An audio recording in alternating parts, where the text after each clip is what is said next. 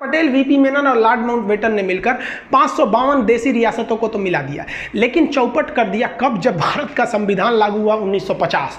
1950 में भारतीय राज्यों को 4 कैटेगरी में बांट दिया गया, इस टाइप में बांटा गया, ABCD टाइप में बांट दिया गया। ए में किसे रखा गया? वह एरिया जहां पर अंग्रेजों का शासन था। बी में रखा गया वह एरिया जहां देसी रियासतों का शासन था। सी में रखा गया वह एरिया जहां वह बड़े शहर जहां अंग्रेज न केवल उस शहर पर कब्जा कर रहे थे, जैसे अजमेर के अगल बगल में नहीं किए थे, मेन सिटी अजमेर, भोपाल, इस सब टाइप में, तो उसे कमिश्नरी स्टेट कहा गया, उसे सी टाइप में रखा गया था। और डी में तो यूनियन टेरिटरी, जिसमें केवल आपका अंडमान निकोबार था। तो इस तरह से भारत थे साहब। अजी बताइए नहीं, इस तरह से भारत का नक्शा था। देखिए ना, ये अजमेर अलग है, भोपाल अलग है, इस टाइप का। मैसूर में अलग था, कमिश्नर का शासन चल रहा था, अलग अलग टाइप का था भाई, प्रिंसरी स्टेट वगैरह थे। तो अब क्या किया जाए प्रिंसरी स्टेट में? अब इसका शासन करने में बड़ा दिक्कत होता था, तो इसको बेहतरीन ढंग से बनाने के लिए कई कमिटीज़ का गठन किया गया, जिसमें सबसे पहली कमेटी थी इलाहाबाद हाई कोर्ट के जज एस के धर कमीशन, जिसे एस के धर आयोग कहते हैं, 1948 में बैठी थी। इनसे कहा गया क्यों ना हम भाषा के आधार पर राज्य बना दे, कि जहाँ पंजाबी भाषा बोली जा रही है पंजाब, जहाँ कन्नड़ बोली जा रही है कर्नाटक, इस तरह से जहाँ गुजराती है तो उसे गुजरात।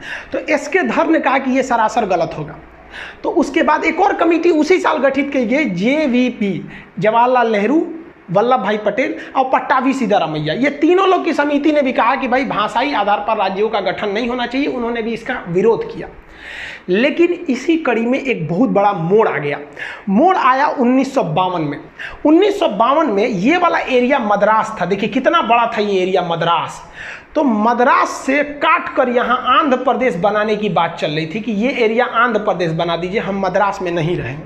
तो सरकार इनकी बातों को नहीं मान रही थी, क्योंकि सरकार कोई भी काम करती है कमेटियों की सिफारिश पर। 2 कमेटी कही थी कि भाई हम भाषा के आधार पर नहीं करेंगे। लेकिन पेट्टू श्री रामुलु नाम का एक व्यक्ति था, जिसने कहा कि हम मद्रास में नहीं रहेंगे, क्योंकि मद्रास के निचले भाषा में तमिल भाषा बोली जा रही है और हम तेलुगु बोलने वाले हैं, हमें आंध्र प्रदेश चाहिए। नेहरू ने कहा नहीं देंगे। तो ये भूख हड़ताल पर बैठ गया। अरे जवान 56 दिन तक भूख हड़ताल पे बैठ गया। 56 दिन पर भूख हड़ताल पे बैठने के बाद दिसंबर 1952 में इनकी मृत्यु हो गई। जब इनकी मृत्यु हुई तब भयानक बगावत शुरू हो गया दक्षिण भारत में। और लोगों ने कहा कि ससुरा ये नेहरू जो है ये तो दलहौजी से भी खतरनाक है, भूखले छोड़ दिया, यहाँ पर मर गए ये लोग। अब नेहरू का कह रहे, फंस गए नेहरू। तो नेहरू जी को आनन फानन में जनता की बात मानने के लिए मजबूर होकर 1 अक्टूबर 1953 यानी अगले साल, नेहरू जी ने बहुत सोचा था कि इसको लेपापोती करके दबा दे, लेकिन दब नहीं पाया और आंदोलन बढ़ने लगा और लोग भूख हड़ताल पे बैठे। नेहरू कहा कि भाई साहब सब मरिए जाएगा तो हमारी कुर्सी चल जाएगी। तो 1 अक्टूबर 1953 को मजबूर होकर सरकार ने भाषा के आधार पर मद्रास को तोड़ दिया और कहा कि जो नीचे बोले जाएंगे तमिल वाले उनका हो जाएगा तमिलनाडु, जो मद्रास के ऊपर में तेलुगु बोलते हैं उनके लिए हो जाएगा आंध्र प्रदेश। उस समय आंध्र प्रदेश की राजधानी कुल्लूर बनाई गई थी। तो क्वेश्चन 2 पूछता है यहाँ पर, भाषाई आधार पर गठित होने वाला पहला आयोग कौन था? तो एस के धर आयोग 1948। हालांकि ये दोनों आयोग ने 1949 में रिपोर्ट दिया था।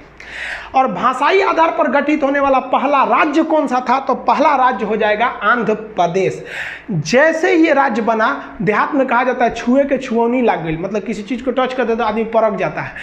बाकी राज्यों ने देखा कि अरे भाई साहब हम भी भाषा के आधार पर राज्य बनेंगे। तो गुजरात वाला कह रहा है कि भाई साहब ये बंबई यहाँ से यहाँ तक है, ये हमारा अलग रहेगा, गुजरातियों के लिए गुजरात, मराठियों के लिए महाराष्ट्र। ले भाई साहब बवाल चालू, सबके लिए, सबको अलग अलग भाषा के लिए। सरकार पगला गई कि एगो को मनाने के चक्कर में गए ना, पूरे भारत में बवाल हो गया।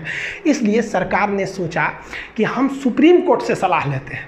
तो सुप्रीम कोर्ट के जज थे खान बहादुर सर सईद फजल अली, जिन्हें हम लोग शॉर्टकट में फजल अली कहते हैं।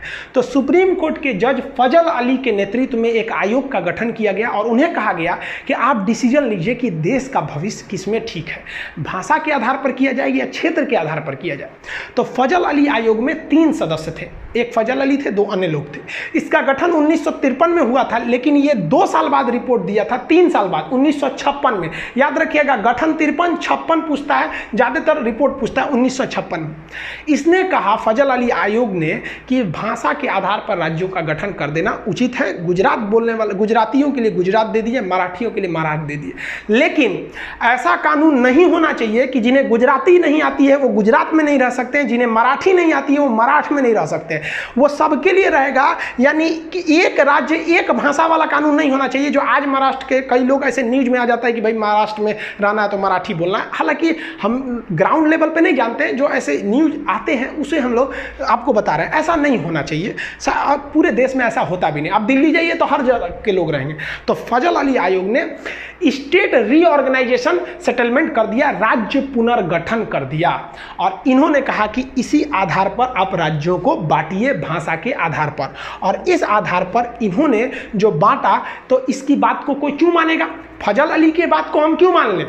हमें आज़ादी मिली है, हमने अपने सांसद चुने हैं, संसद में पारित कराइएगा तब ना मानेंगे। तो इसको लागू कराने के लिए संविधान में संशोधन की जरूरत पड़ी। तो 7वां संशोधन 1956 में किया गया, और इसी संशोधन के द्वारा फजल अली आयोग की सिफारिशों को मान लिया गया। क्वेश्चन कहेगा फजल अली आयोग की सिफारिशों को मानने के लिए या राज्य पुनर्गठन करने के लिए कौन सा संशोधन किया गया? तो 7वां संशोधन। और इसके आधार पर, भाषाई आधार पर राज्यों का गठन किया गया। उस समय 14 राज्य बनाए गए और 6 केंद्र शासित प्रदेश बनाए गए। हम ये बता देंगे कि 6 से केंद्र शासित प्रदेश क्यों बनाए जाते हैं, ये आगे टॉपिक है उसमें बताएंगे। तो ये भी याद रखिएगा, फजल अली आयोग के द्वारा 14 राज्य, 6 केंद्र शासित, यानी टोटल 20 बनाए गए।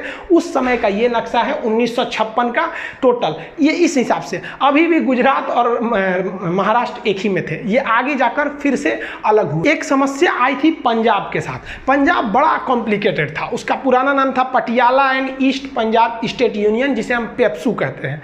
इसको विभाजन करने के लिए ना क्या किया गया, एक आयोग का गठन किया गया, एक कमीशन का। उस कमीशन का नाम था शाह आयोग। शाह कमीशन ने 1966 में अपनी सिफारिश दी और कही कि इस पंजाब का विभाजन जरूरी है। इस पंजाब का वह एरिया जो पहाड़ी एरिया यानी हिमालय जहां है, उसे हम हिमाचल प्रदेश बना देते हैं। इस पंजाब का निचला भाग जहां पर हिंदी भाषा बोली जाती है, उस हिंदी भाषा वाले को हरियाणा बना देते हैं। और इस पंजाब का पश्चिमी भाग जहां पर मुख्य रूप से पंजाबी भाषा बोली जाती है, उसे हम पंजाब बना देते हैं। और पंजाब और हरियाणा के बीच एक कॉमन एरिया बना देते हैं, जो दोनों की राजधानी रहेगी, जिस पर किसी का अधिकार नहीं रहेगा, उस पर राष्ट्रपति का अधिकार रहेगा, केंद्र शासित प्रदेश रहेगा, यूनियन टेरिटरी यानी यूटी बना दिया जाएगा, उसे चंडीगढ़ कह देंगे। तो जिसे आप पेप्सू देख रहे थे वो 4 भाग में टूट गया। तो पंजाब राज्य का पुनर्गठन किया गया था शाह आयोग के सिफारिश पर। इस प्रकार भारत का एक विशाल साम्राज्य जो अखंड भारत के नाम से जाना जाता था, वो सिमट कर इतने में रह गया, जिसमें 28 राज्य बचे। पहले 29 राज्य थे, तो जम्मू कश्मीर से राज्य की दर्जा छीन ली गई, तो राज्य बच गए 28। 9 केंद्र शासित हो गए। पहले केंद्र शासित कितने थे? 7, लेकिन जम्मू अलग, लद्दाख अलग, 2 केंद्र शासित बन गए, तो 7 2 9 हो गए। लेकिन एक डिसीजन लिया गया कि दादरा नागर हवेली और दमन दीव, ये 2 अलग अलग हैं, इन्हें एक में केंद्र शासित बना दिया जाएगा। इस प्रकार केंद्र शासित की वर्तमान संख्या 8 हो गई है और स्टेट्स की संख्या अभी 28 है। आप जनरली थोड़ा सा समझिए, केंद्र शासित क्यों बनाए जाते हैं? वैसा राज्य जो बहुत छोटा है और उसकी संस्कृति अलग है और उसे राष्ट्रीय हित में रखना है, वरना वो अलग भी हो सकते हैं, जैसे अंडमान निकोबार। आप बताइए, अगर यहाँ कोई मुख्यमंत्री का शासन दे देते हैं तो हो सकता है कि विदेशी शक्तियाँ, चाइना, इन्हें अपने प्रभाव में मिला के और केंद्र सरकार को दिल्ली में जब तक पता चले यहाँ सेना बुला के इसे अलग कर सकती।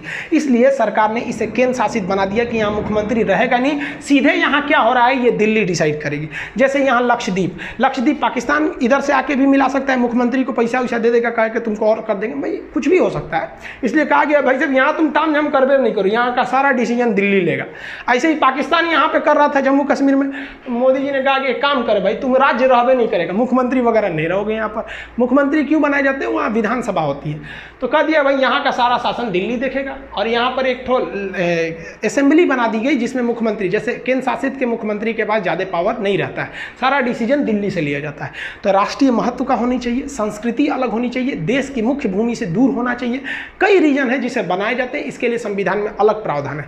कौन सा राज्य कब बना, यहाँ पर हम सबका डेट बाई डेट यहाँ लिख दिए हैं। आप इसका स्क्रीनशॉट लेना चाहें तो ले सकते हैं, इसका PDF वगैरह एप्लीकेशन में है। जब तक आप इसी पे क्लास रेगुलर देखिए। आज संविधान का आपने एक भाग को खत्म कर दिया, अभी संविधान में टोटल 22 भाग थे, एक खत्म हो गया, 21 बचा। आई होप आप ये सब चीज़ों को समझ गए होंगे। मिलेंगे नेक्स्ट वीडियो में, तब तक के लिए